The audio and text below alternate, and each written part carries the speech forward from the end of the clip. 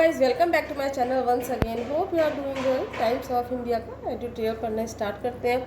First of all as usual we will discuss parts of speech, its examples and its also. And if you are watching first time my channel do subscribe it. Let's start. First one is offensive. इसका जो parts of speech, इसका जो nature है वो it means इसको हम लोग होते हैं अनप्लीजेंट होना, अप्रिय, इंसल्टिंग, अपमानजनक, है ना। ऑफेंसिव बिहेवियर कि किसी का जो बिहेवियर हो कहीं बहुत ऑफेंसिव होता है, तो जरा जरा सी बात पर किसी को गुस्सा आ जाए ना, this is called offensive behaviour.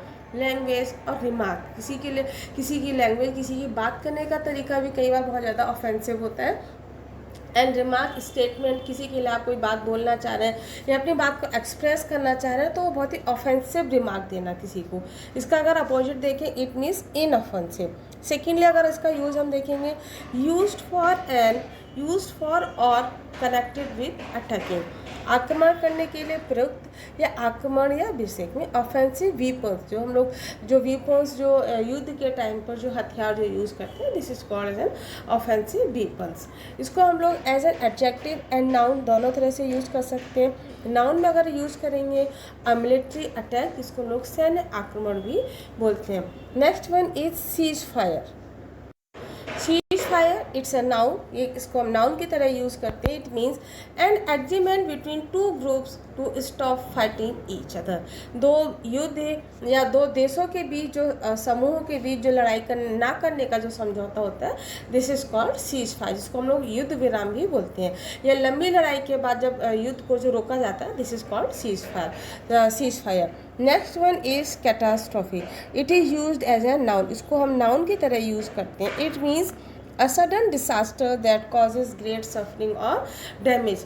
आकस्मिक कोई बहुत बड़ी बीमारी आना या तबाही आना, या जिसको हम लोग बोल सकते हैं बहुत बड़ी अचानक से बहुत बड़ी समस्या आ जाना, कोई प्रॉब्लम आ जाना, this is called as a catastrophe. Major catastrophes has such as floods and earthquake, जिसको हम लोग बोलते हैं कि अचानक से फ्लड्स आ गया, बाढ़ आ गई या अर्थक्वेक्स आ गया, this is called catastrophe. An event that causes great difficulty और डिसअपॉइंटमेंट, कि कोई ऐसी घटना हो जाना, कोई इवेंट ऐसी हो जाना जो आपके लिए बहुत ज़्यादा डिफ़िकल्टीज़ या डिसअपॉइंटमेंट, समस्या पैदा करना, जिसको हम लोग बोल सकते हैं निराशा उत्पन्न कर देना, घोर परेशानी का कारण बन जाना। It will be a catastrophe that if I fail the exam again, ये बहुत ही कैटास्ट्रॉफी हो जाएगा कि अगर मैंने एग्ज़ाम को दोबारा फेल कर देता हूँ या मैं एग्ज़ाम में दोबारा से फेल हो जाता हूँ।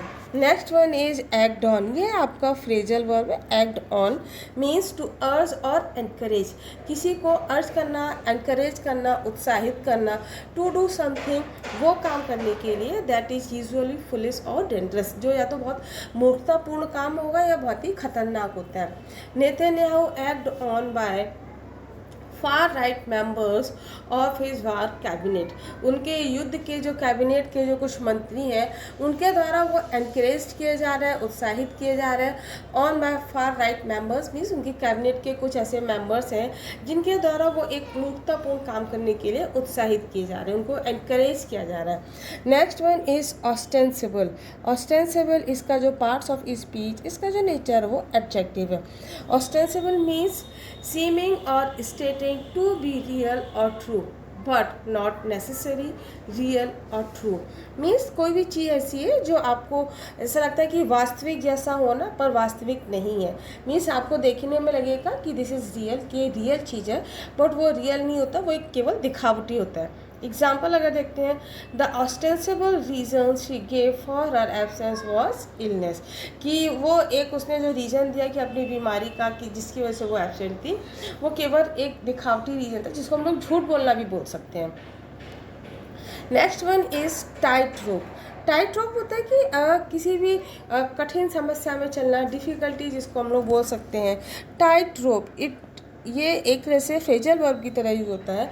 It means to deal with a difficult situation, especially one involving making a decision between two opposing plans or action, कि जो एक किसी difficult situation से जो deal करना होता है, this is called as a tight rope. Especially basically इसको हम लोग बोलते हैं involving making a decision, जो आप किसी decision को make करने में या किसी decision को बनाने में आप उसको यूज़ कर सकते हैं between two opposing plans, कि दो opposite party या दो opposite plan चांस जिसको आप प्रॉपर तरीके से मैनेज करने में कोशिश करते हैं। Biden's tight rope walk, Biden का जो टाइट रोप वॉक आज के टाइम पर जो चल रहा है may cost him an election, वो उनका जो इलेक्शन जो ईयर चल रहा है इस समय उनके इलेक्शन होने वाले हैं आपके यूएस में, तो ये बाइडेन के लिए एक बहुत ही टाइट रोप वॉक जो उनका है शायद उसको उनको कीमत चुकानी पड़ सकती है।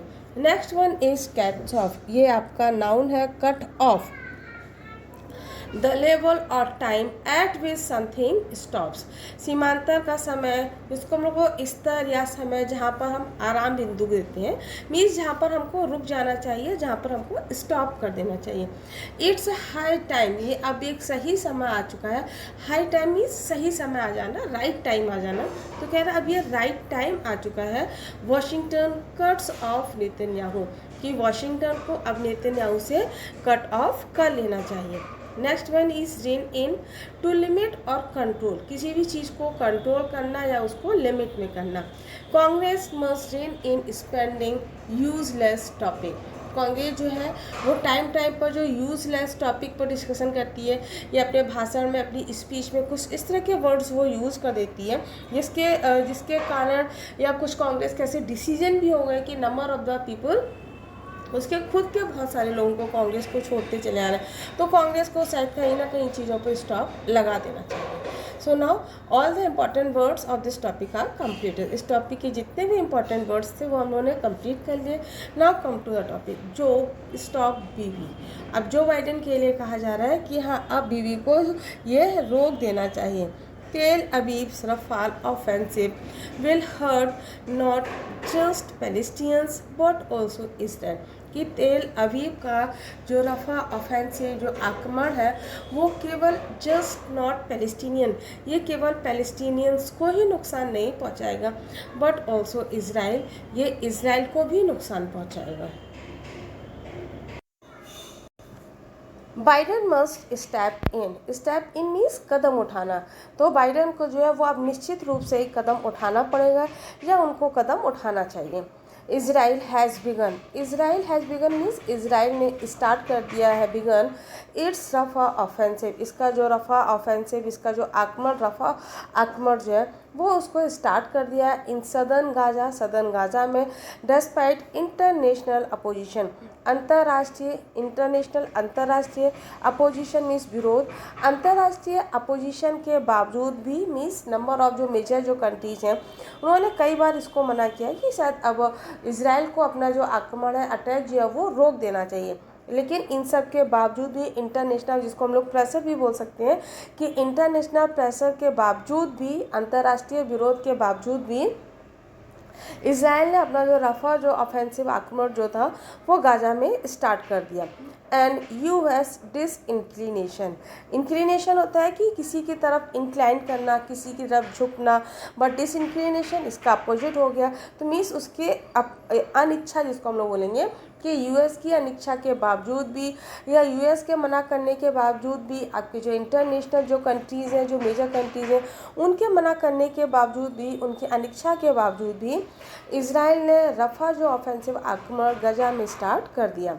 दिस कम्स अ डे, ये एक दिन के बाद हुआ after Hamas has agreed a cease fire proposal, means जब हमास जो है वो आपका हैड एग्रीड मीन्स सहमत हो जाना to a cease fire means युद्ध विराम प्रपोजल, जब आपका हमास सीज फायर युद्ध विराम के लिए सहमति पर उसके जताने के लिए वो तैयार हो गया था, जस्ट उसके एक दिन बाद ही इज़राइल ने ऐसा किया। बट तेल अवीव सेज, लेकिन तेल अवीव का कहना है it's not just a proposal, केवल ये प्रपोजल मीन्स प्रस्ताव, ये केवल प्रस्ताव या प्रपोजल ही नहीं है, इट हैड अप्रूव्ड, इसको अप्रूव किया जा चुका है। Rafah has been the last refuge for Gazans with more and million sheltering here, Rafah has been, Rafah जो है वो last refuge for Gazans means Gaza के लोगों के लिए, द पीपल ऑफ गाजा, उनके लिए एक ये शरण, last refuge means refugee means शरणार्थी, रिफ्यूज जहाँ पर नाउन हो गया वहाँ पर जगह।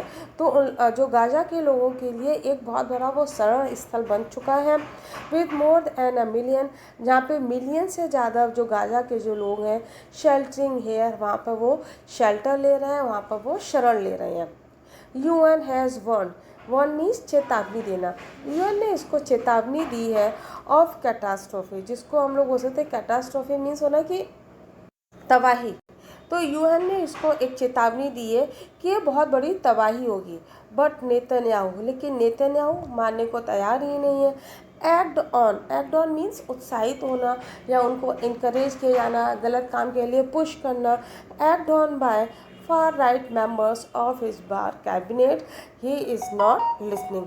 लेकिन नेतन्याहू जो है वो उत्साहित है by the far right members, उनके जो फार राइट मीन्स उनके पार्टी वार कैबिनेट के जो मेंबर्स हैं, जो मंत्री हैं, उनके द्वारा उनको उत्साहित किया जा रहा है। इजंट लिसनिंग, और वो किसी की बात को नहीं सुन रहे। मीन्स ना वो अमेरिका की बात को सुन रहे हैं, ना ही जो इंटरनेशनल जो प्रेशर है, जो अदर कंट्रीज़ है, उनकी बात को वो सुनने के लिए तैयार है। इज़राइल कॉन्ट्राडिक्टरी गोल्स, इज़राइल का कॉन्ट्राडिक्टरी मीन्स विरोधाभासी। तो इज़राइल्स कॉन्ट्राडिक्टरी गोल्स, इज़राइल का विरोधाभासी लक्ष्य। गोल्स मीन्स पर्पज होना, तो इज़राइल का विरोधाभासी लक्ष्य या पर्पज को हो सकते हैं। Israel ostensible has 2 goals for its rough operation.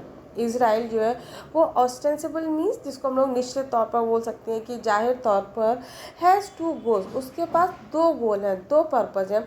For its रफा operation, इसके रफा आक्रमण के लिए। Free remaining 128 hostages and dismantle Hamas once and for all, कि एक तो उसके जो 128 जो होस्टेजेस हैं, उसके जो जिसको हमास ने उसको बंदी बना रखा है, एक तो उनको उसको फ्री कराना है, उसको स्वतंत्र कराना है। एंड डिसमेंटल होता है कि हमेशा के लिए ख़त्म कर देना। Hamas once and for all means एक बार में ही हमास को हमेशा के लिए ख़त्म कर देना, ये इज़राइल का गोल है। दीज आर इनकन्सिस्टेंट, जो कि बहुत ही इनकन्सिस्टेंट है, जो कि बहुत असंगत है। There is no way to ensure में सुनिश्चित करना, कि इस तरह से सुनिश्चित करने का कोई तरीका नहीं है। नो वे मीन्स कोई तरीका होना, that hostages will be rescued, कि जो होस्टेजेस हैं उनको रेस्क्यूड किया जा सकता है, उनको बचाया जा सकता है।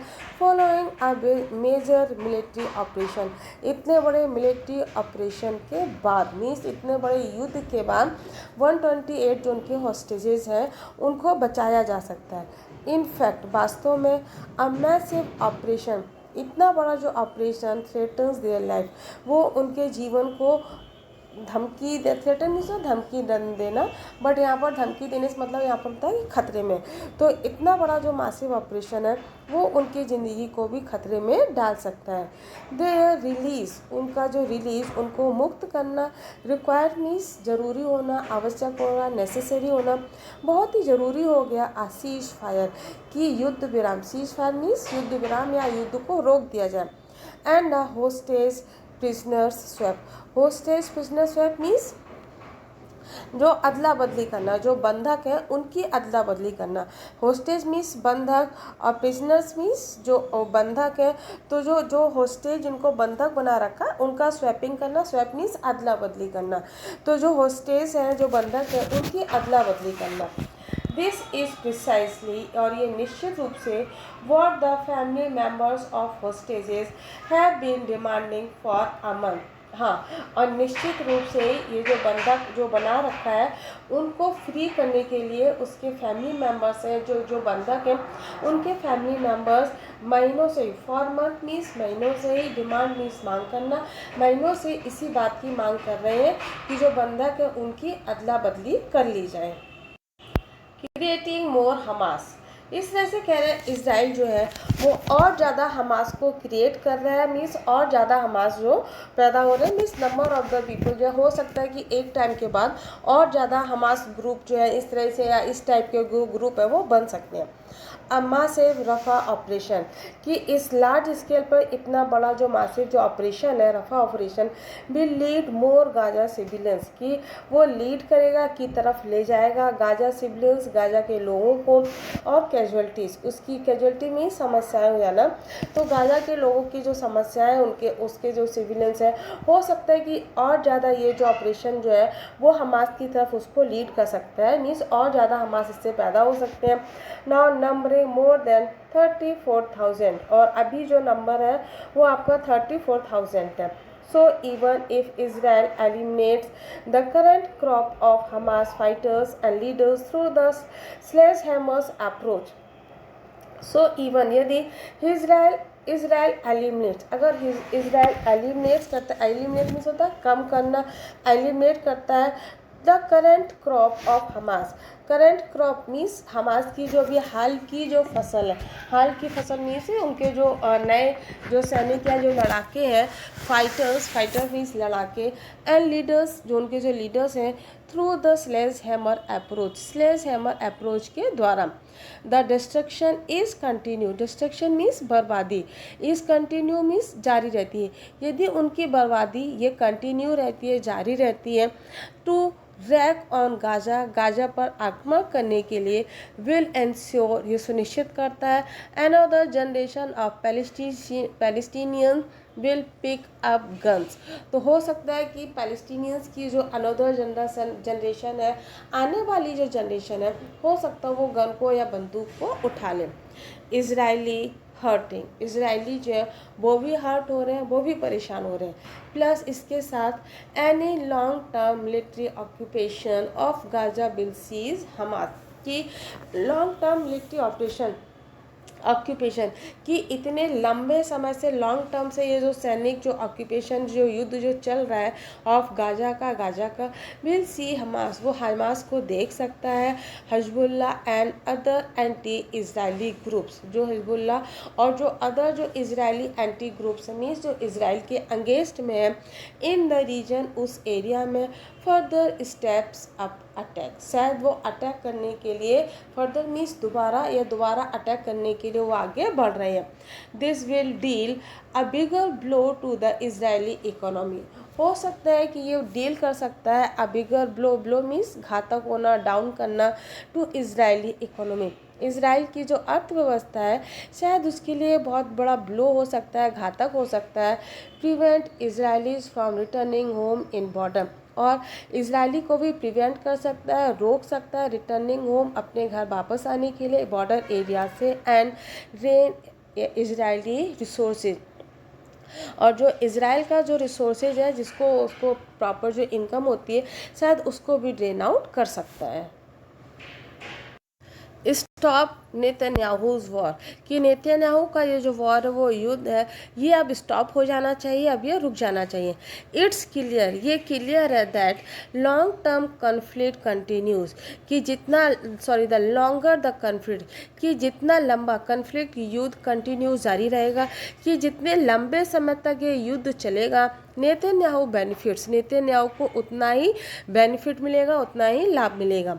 Washington has given him a very long rope, Washington ने उसको एक बहुत ही लंबी रस्सी दे दी है, बट नेतन्याहू बिलीव्स, लेकिन नेतन्याहू ये बिलीव करते हैं, विश्वास करते हैं that he can manipulate Biden, कि वो बाइडेन को मैनिपुलेट कर सकते हैं। मैनिपुलेट मीन्स होता है कि किसी को भी अपने अकॉर्डिंग चेंज करने ना, अपनी टर्म्स एंड कंडीशन के अकॉर्डिंग, या अपनी सिचुएशन की प्रेजेंट जो सिचुएशन चल रही है, आप उसके अकॉर्डिंग किसी को भी टर्न कर सकते हैं। तो नेतन्याहू का भी विश्वास है, उनका बिलीफ है कि वो बाइडेन को अपने अकॉर्डिंग उसको मैनिपुलेट कर सकते हैं। And Biden's tight rope walk, और बाइडेन का ये जो टाइट रोप वॉक है, may cost him in an election year, election year means ये चुनावी जो साल है, क्योंकि यूएस में, अमेरिका में भी चुनाव होने वाले हैं, तो हो सकता है उनको इसकी कीमत भी चुकानी पड़े, उसको कॉस्ट करना पड़े। When many Democrats oppose the war, कि जब बहुत सारे डेमोक्रेट्स उस युद्ध को अपोज करते हैं, विरोध करते हैं। It's a high time, high time इस होता है कि सही समय होना, वाशिंगटन रेंज इन तेल अवीव, कि वाशिंगटन को तेल अवीव को रोकना चाहिए। एंड कट्स ऑफ नेतन्याहू, और नेतन्याहू से कट ऑफ कर लेना चाहिए, उनसे दरकिनार कर लेना चाहिए। So now choose the correct spelling. First one is offensive, OFFENSIVE। Next one is eliminates, ELIMINATE। Next one is catastrophe, CATASTROPHE। आपको जब भी कंफ्यूज करेंगे या तो ई से कंफ्यूज करेंगे, या भी ई और ए। बहुत ज़्यादा मैंने इस पर ऑप्शन नहीं दिए, क्योंकि आपको जो है वो केवल करेक्ट स्पेलिंग ही पता होनी चाहिए। Thanks for watching, like, subscribe and share.